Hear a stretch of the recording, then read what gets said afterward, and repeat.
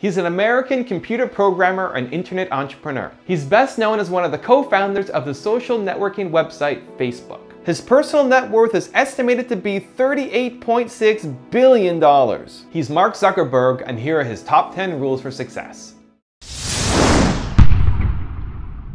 First of all, focus on it, right? I mean, I think like you basically get what you spend your time doing, right? I mean, I want the company to build 3 products this year. I mean, we're going to work on a few others because people are interested in them, but those are the 3 things that I'm spending my product time on, right? You get what you put into it. If you spend a third of your time trying to make the people around you better through getting better people, mentoring, getting them to be better, getting the best people in your organization who you know into more impactful roles, then I think over time that just accrues and you get a better organization. We've had this tradition for, I don't know, probably 7 or 8 years at the company, where every week we have a Q&A where our employees can come and ask me any question that they want about what's going on and what the direction of the company is, or questions or things that they read about in the press, or that their friends who use the product, what they're asking them.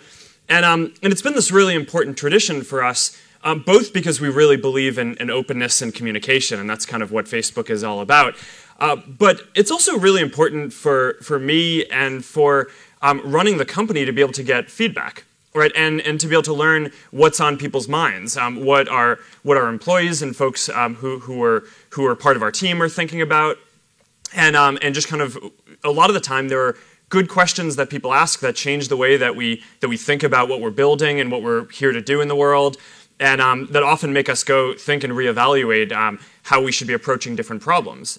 So many things go wrong when you're starting a company, and often I think people ask, what mistakes should you avoid making? And my answer to that question is don't even bother trying to avoid mistakes, because you're going to make tons of mistakes, right? And the important thing is actually learning quickly from whatever mistakes you make and not giving up. Right, and I mean, there are things every single year of Facebook's existence that could have killed us or made it so that it just seemed like moving forward and making a lot of progress just seemed intractable, but you just kind of bounce back and you learn, and nothing is impossible. You just have to kind of keep running through the walls. I don't hire people who I wouldn't work for myself. I think that's a really good heuristic, because everyone knows this, like, there's this saying like, A players hire A players and B players hire C players, which is like good people hire good people. Yeah. And I don't think that that's that informative, right? Because I mean, what are you going to say, like, to someone in your organization? Hire better people. You're a B player, you don't get to hire people. Like, I mean, no. I mean, and I think a lot of the time the problem is you don't actually know. I mean, sometimes you're like trying to figure out how good someone is. If you didn't think they were good, you wouldn't have hired them. But the heuristic of only hiring people who you would work for tends to be pretty good, I think, because then it's like that right? It's like, I would not work for this person. Then okay, I'm not going to like stretch just because I need to fill a role today. When you're starting something, it's just kind of hard. You need to be pretty headstrong about it, right? And there are going to be all these challenges that come up, and I think the main thing that you need to do is just not give up, right? And kind of know what you want to do. And the best entrepreneurs who I've met don't really start companies because their goal is to build a company. They do it because they want to make a change in the world and help people. And I think if you kind of stay true to that, and if you just focus on kind of powering through no matter what the challenges are that will inevitably come up in your path, then you'll find that there are lots of tools that are available and a lot of people who will help you build what you're building. One definition that I have for a good team is a group of people that makes better decisions as a whole than would individually make as a sum of the parts. And I think most smart people like learning, right? And I mean, that's like one of the thrills of starting a company, right? Is the learning curve can be so steep. And if you can set up a team dynamic where you're constantly learning from the people around you, then I mean, what's better, right? It's like, these are the people I wake up every morning and I want to go learn from and work from. Is that one of your heuristics for hiring people too, to like hire people that you learn from? Yeah, and when building a team, you want to think about the dynamics, so that way you can maintain this property that the team makes better decisions as a group than any individual would. I always kind of I get a little upset whenever any media attention focuses on me personally and me leading Facebook, much less a movie. It's been kind of a bad year, hasn't it? It turned out okay. Time, Academy. It turned out good. The Time thing was awesome. That was really flattering. But like, But I think that it's one of these things that the media systematically gets wrong, is that this idea that it's a person, right? It's never a person, right? It's always a team. And the most important thing if you are an entrepreneur trying to build something is you need to build a really good team. And that's what I spend a lot of my time on, right? I mean, I spend probably at least 3 hours a day with our core team, right, at doing things. I spend probably 25% of my time recruiting, finding good people, both outside the company and inside the company to put in more impactful roles. So there's this inherent conflict in the system, though, which is, are we trying to optimize newsfeed to give each person, all of you guys, the best experience when you're reading? Or are we trying to help businesses just reach as many people as possible? And in every decision that we make, we optimize for the first, for making it so that for the people who we serve, who use Facebook and who are reading newsfeed, get the very best experience that they can. And that means that if a business is sharing content that's going to be useful for them, then we'll show that.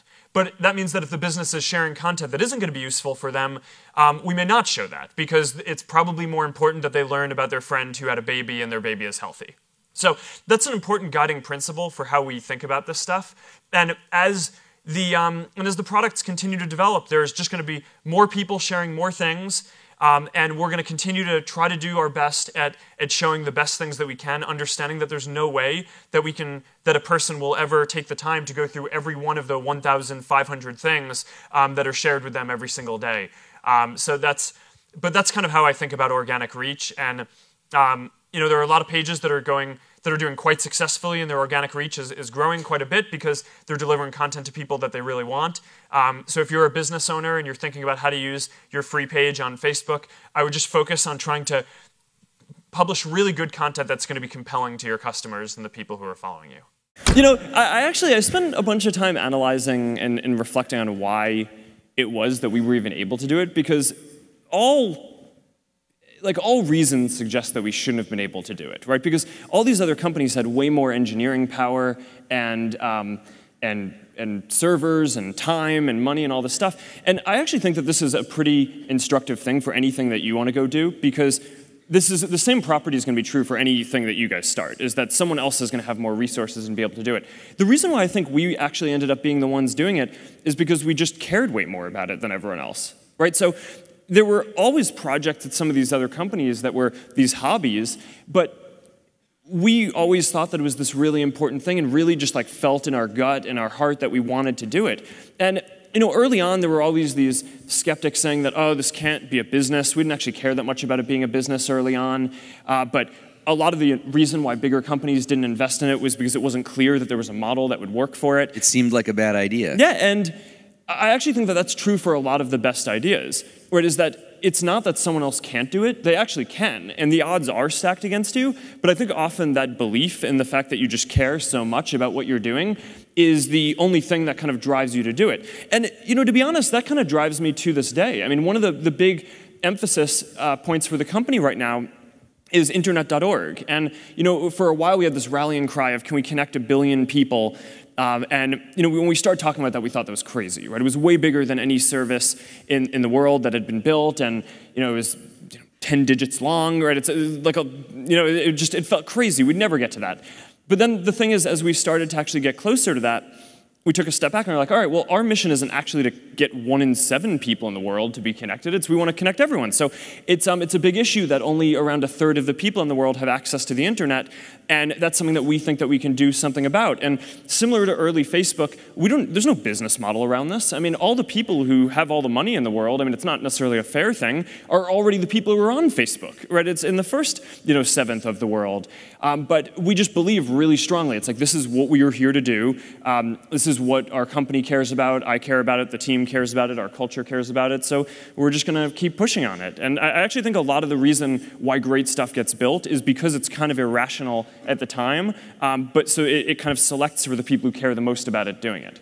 But the students around me were really important as well, right? And both in high school and in college, I mean, the people who started Facebook with me, and a lot of the people who are still with me running the company today, are people who I met when I was at Harvard. And some of them were my TFs at Harvard, right? And when the professors were off writing papers, these were the people who actually taught me, and then we hung out, and we had like social bonds and academic bonds, and I wouldn't understate the importance of that. And I mean, it's very tied into my whole philosophy and the product that I spend my life building, Facebook, because we just believe that social bonds are critical. And one way that I think about the value that Facebook is filling in the world is that you go through school, and at least when I did, people just focused on academics, like achievement, different areas. And one of the things that no one really ever taught me was like having friends is really valuable. Now, not that I didn't have friends,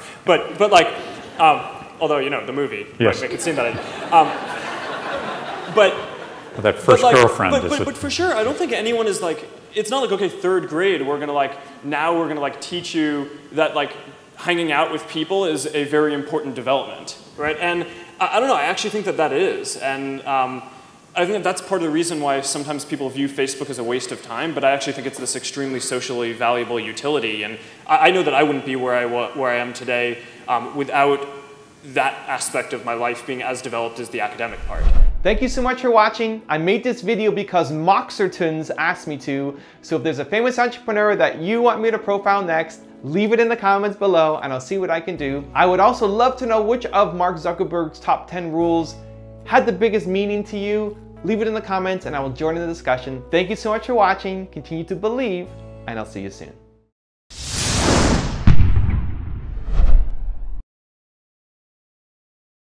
Hey everyone.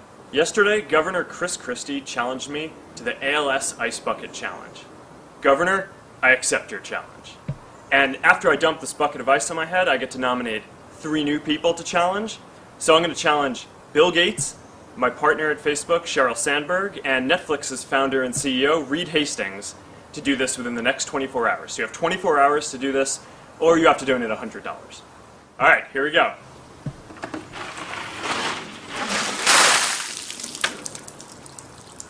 That was really cold.